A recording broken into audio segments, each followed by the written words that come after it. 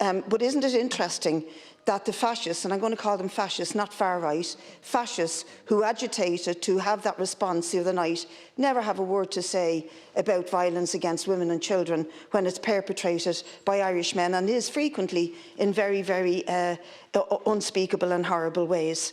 But they use it to stoke up hatred of migrants that they say are unvetted, are of military age and are a danger to women and children. I recognise people's fears in this state of violence against women, but that is not the response that we need.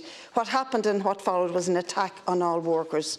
But I actually don't believe that it's just a law and order response that we need to be discussing here, because fascism is a global phenomenon and it arises out of crises that is created by the globe we live on, which is conducted by capitalism.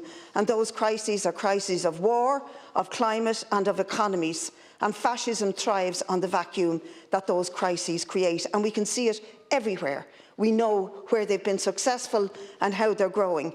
And it's gross inequality that characterises the system under which we live. And unless we challenge that, fascism and hatred and bile will continue to grow. But isn't it interesting that the fascists, and I'm going to call them fascists, not far right.